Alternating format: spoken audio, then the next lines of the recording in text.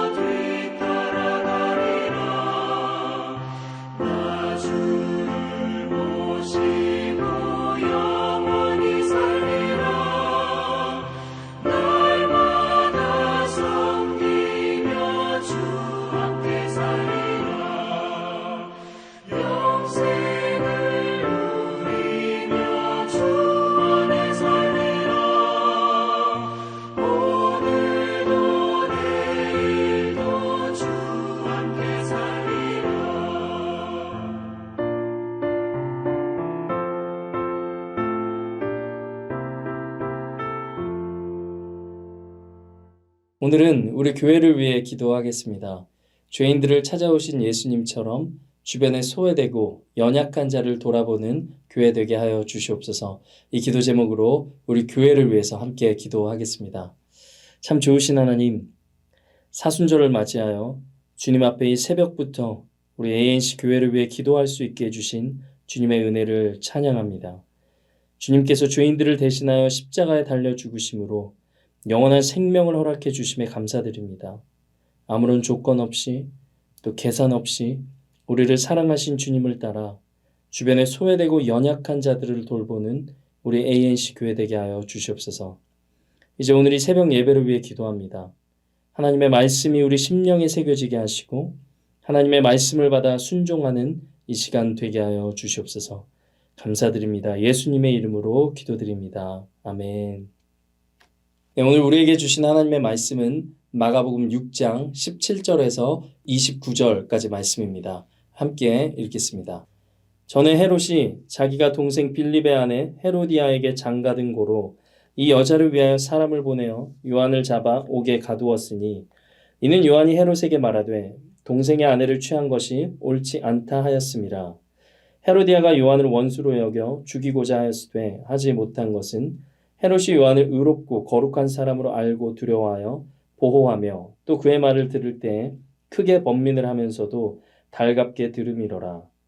마침 기회가 좋은 날이 왔으니 곧 헤롯이 자기 생일에 대신들과 천부장들과 갈릴리의 귀인들로 더불어 잔치할세 헤로디아의 딸이 친히 들어와 춤을 추어 헤롯과 그와 함께 앉은 자들을 기쁘게 한지라. 왕이 그 소녀에게 이르되 무엇이든지 내가 원하는 것을 내게 구하라 내가 주리라 하고 또 맹세하기를 무엇이든지 내가 내게 구하면 내 나라의 절반까지라도 주리라 하거늘. 그가 나가서 그 어머니에게 말하되 내가 무엇을 구하리이까. 그 어머니가 이르되 세례 요한의 머리를 구하라 하니 그가 곧 왕에게 급히 들어가 구하여 이르되 세례 요한의 머리를 소반에 얹어 곧 내게 주기를 원하옵나이다 하니 왕이 심히 근심하나 자기가 맹세한 것과 그 앉은 자들로 인하여 그를 거절할 수 없는지라. 왕이 그 시위병 하나를 보내어 요한의 머리를 가져오라 명하니 그 사람이 나가 옥에서 요한을 목베어 그 머리를 소반에 얹어다가 소녀에게 주니 소녀가 이것을 그 어머니에게 주니라. 요한의 제자들이 듣고 와서 시체를 가져다가 장사하니라. 아멘. 번민만 한 결과라는 제목으로 하나님 말씀 증거하겠습니다. 오늘 본문 말씀은 헤롯 왕과 세례 요한 이 두 사람을 대조하여 권력을 가진 자와 또 진리를 가진 자의 차이를 분명하게 드러냅니다. 먼저 17절의 배경을 살펴보겠습니다. 헤롯 왕은 갈릴리를 다스리던 분봉왕입니다. 로마가 세운 통치자입니다. 그러나 그는 다윗 왕가가 아닌 에돔 혈통으로 강제로 유대교에 편입된 가문의 일원이었습니다. 오늘 본문 말씀이 지적하는 그의 문제는 단순한 가정사가 아니었습니다. 헤롯이 장가 들었다고 나오는 헤로디아는 헤롯의 이복 형제였던 빌립의 아내였습니다. 그런데 빌립이 아직 살아 있음에도 헤롯은 그 아내를 취한 것입니다. 이를 의롭지 않다고 여긴 세례 요한은 헤롯에게 가서 책망합니다. 그런데 우리가 잘 알고 있듯이 세례 요한은 광야에 외치는 소리입니다. 정치 권력과는 전혀 연결점이 없는 사람입니다. 그런데 세례 요한은 선지자의 사명으로 헤롯에게 나아갔습니다. 선지자는 백성에게만 회개를 외치지 않습니다. 나단이 다윗에게 그리고 엘리야가 아합에게 외쳤듯이 선지자는 왕에게도 하나님의 말씀을 선포합니다. 세례 요한은 18절로 이렇게 책망하죠. 이는 요한이 헤롯에게 말하되 동생의 아내를 취한 것이 옳지 않다 하였음이라. 이 일로 인해서 세례 요한은 감옥에 갇히게 됩니다. 그리고 27절 말씀을 보면 결국 헤롯에 의해서 목이 잘립니다. 우리는 의롭지 못한 일을 보고 용기 내어 말할 용기가 있는지 한번 스스로를 돌아보십시오. 이것은 단순히 열사가 되라는 말이 아닙니다. 공의로움, 이 공의는 하나님의 성품입니다. 예수님은 예루살렘 성전에서 이 장사하는 자들의 상을 뒤엎으셨습니다. 기도의 집을, 이 하나님의 집을 장사하는 집으로 만들지 말라 이렇게 말씀하셨습니다. 종교와 정치의 중심지에서 타겟이 될 것을 분명히 아시면서도 행동하셨습니다. 의로움은 감정이 아니라 하나님의 성품이기 때문입니다. 그런데 이에 반해서 헤롯은 어떻습니까? 그는 최고 권력자입니다. 그러나 자기 삶 하나도 다스리지를 못했습니다. 20절 말씀을 보면 이 헤롯은 세례 요한의 말을 들을 때 크게 번민하면서도 그 말을 달갑게 들었다고 말합니다. 헤롯은 말씀을 싫어하지 않았습니다. 그러니까 세례 요한을 통해서 들려지는 하나님의 말씀을 듣기는 잘 들었습니다. 그러나 26절 말씀 보십시오. 왕이 심히 근심하나 자기가 맹세한 것과 그 앉은 자들로 인하여 그를 거절할 수 없는지라. 자신이 한 맹세와 자리에 앉은 자들 때문에 세례 요한의 목을 달라는 딸의 요청을 뿌리치지를 못했습니다. 왜 그렇습니까? 자기 자존심 때문이죠. 사람들 앞에서의 그 체면 때문입니다. 결국 그는 하나님의 말씀을 듣고 근심만 하고 의로운 결정을 내리지 못한 것입니다. 그에게 하나님의 말씀은 번민하고 달갑게 듣는 정도로만 머물렀던 것입니다. 예수님을 믿는 우리는 어떻습니까? 말씀을 들을 때 크게 번민하며 그 말씀을 달갑게 듣고 있습니까? 그러나 번민은 회개가 아닙니다. 말씀을 듣고 마음이 불편해지는 것은 그 시작일 뿐입니다. 그 지점에서 우리가 멈추면, 또 멈추기만 한다면 해롭과 같은 수준에 머무를 뿐입니다. 어제 재수요일로부터 사순절이 시작이 되었습니다. 하나님의 말씀 앞에 회개하고 그 말씀을 우리 삶에 살아내기로 그렇게 결단하는 용기가 있습니까? 이 사순절 기간, 오늘 본문 말씀이 우리에게 도전하고 있습니다. 말씀을 번민하고 달갑게 듣는 정도로 그치지 않고 그 말씀을 살아내 보라는 것입니다. 말씀 맺겠습니다. 2000년 전에 요한은 목이 잘려 죽었습니다. 광야에서 외치던 그의 목소리는 감옥에서 참수형을 당함으로 다 끝나버린 것 같이 보였습니다. 그러나 그가 외친 진리는 멈추지 않았습니다. 오늘 하나님께서 우리에게 묻고 계십니다. 말씀을 듣고 번민만 할 것인지 아니면 그 말씀을 붙들고 살아낼 것인지를 물으십니다. 번민하는 것, 말씀을 듣고 근심하는 것, 그것으로만 그치는 것은 하나님이 기뻐하시는 신앙이 아닙니다. 말씀 앞에 결단하는 것이 신앙인 줄로 믿습니다. 마음이 불편해지는 것에서 멈추지 말고 말씀 앞에 엎드려 회개하고 결단하십시오.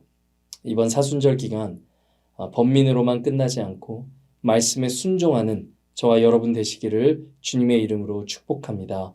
우리 말씀 들은 거 생각하시면서 함께 기도하겠습니다. 사랑과 은혜가 풍성하신 하나님, 정치 권력 앞에서 두려움이 있음에도 불구하고 하나님 말씀에 순종하여 헤롯을 책망한 세례 요한을 보았습니다. 말씀을 듣고 번민하나 또한 결단이 없었던 헤롯을 보았습니다. 우리의 삶을 돌아보면 말씀을 듣지만 헤롯 같을 때가 참으로 많았습니다. 주님이 주신 은혜 때문에 말씀이 깨달아지고 감동이 있고 눈물이 있었지만 그때뿐으로 끝날 때가 참으로 많았습니다. 그러나 우리의 순종을 기뻐 받으시는 주님, 이번 사순절에 회개할 것이 생각날 때마다 주님 앞에 기도로 나아가게 하시고 끊어내야 할 것들, 결단해야 할 것들을 보여주실 때마다 십자가 앞에 다 내려놓아 변화된 인생을 살게 하여 주시옵소서. 그래서 번민만 하다 끝나는 인생이 아니라 순종하는 인생이 되어 주님의 기쁨이 되는 우리 모두 되게 하여 주시옵소서. 오늘 여러 가지 기도 제목으로 주님 앞에 나아갑니다. 한 사람 한 사람을 주님께서 붙들어 주시고 기도 제목마다 응답받는 이 시간 되게 하여 주시옵소서. 감사드립니다. 예수님의 이름으로 기도드립니다. 아멘. 네, 이제 개인적인 기도 제목들 가지고 주님 앞에 나아가겠습니다. 복된 하루 되시기를 바랍니다.